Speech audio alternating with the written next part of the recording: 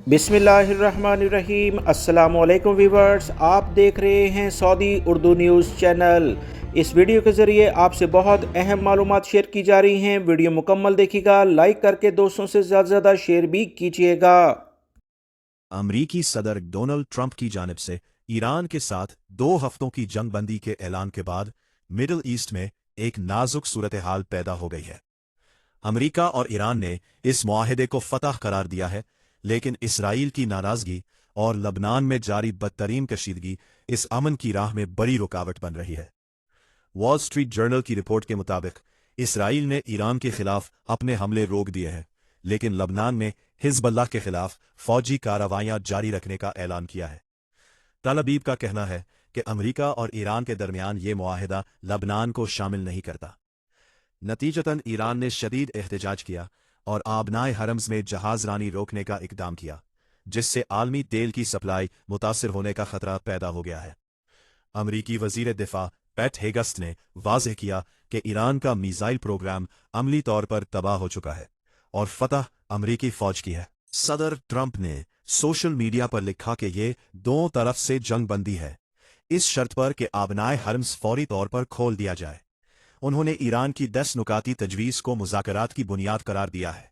ताहम अमरीकी general don केन ने खबरदार किया कि अगर जंग बंदी की खिलाफ वर्जी या मुज़ाकरात नाकाम हुए तो ईरान के खिलाफ फौजी मुहिम दोबारा शुरू कर दी जाएगी। इसराइली वजीर खारजा गिदोन सार ने चैनल 11 को इंटरव्यू देते हुए कहा, अभी कुछ भी खत्म नहीं हुआ। मैं नहीं देख रहा कि अमरीका और ईरान के मौक़िफ़ एक दूसरे के करीब कैसे आ सकते हैं। इसराइल का मौक़िफ़ है कि लुबनान में हिजबुल्लाह के खिलाफ ऑपरेशंस जारी रहेंगे। बद के रोज़ इसराइली हमलों में लुबनान में 265 से ज़ायद अफराद जाँ बहक हुए और लातादाद ज़ख्मी हुए। ईरानी सदर मसूद पज़रकियान ने फ्रांसीसी सदर इमैनुअल मैक्रोन से टेलीफोनिक गुफ्तगू में जोर दिया कि लुबनान में जंग बंदी तेहरान के 10 नुकाती मंसूबे की बुनियादी शर्त है। ईरानी वजीर खारजा अब्बास इराफ़ची ने कहा कि अगर हमले बंद हो जाएं तो ईरान भी अपने हमले रोक देगा और 2 हफ्तों तक आबनाए हरम से महफूज गुज़रगाह मुमकिन है। लेकिन ईरानी पार्लियामेंट के स्पीकर मोहम्मद बाकर कालीबाफ ने अमरीका के साथ मुज़ाकरात को गैर मंतकी करार दिया है।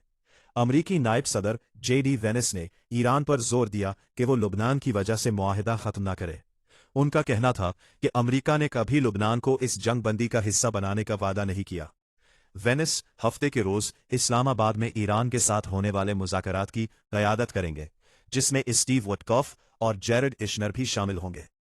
खलीजी ममालिक ने भी खित्ते में मिसाइलों और ड्रोन हमलों की इतलात दी है, जिससे मुआहदे और अमन की कमजोरी वाज़ेह हो रही है।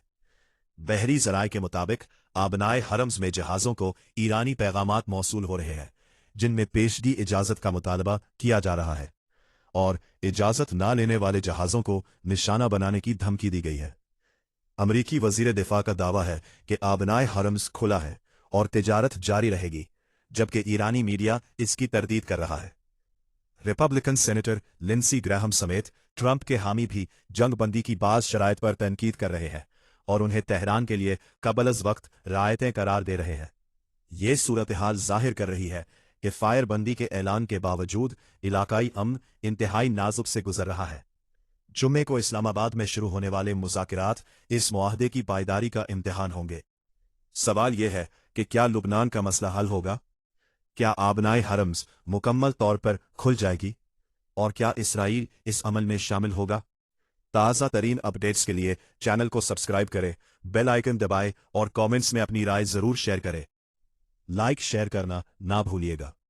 क्या आपके ख्याल में ये जंग बंदी पायदार साबित होगी या इलाका दोबारा तनाज़े में डूब जाएगा?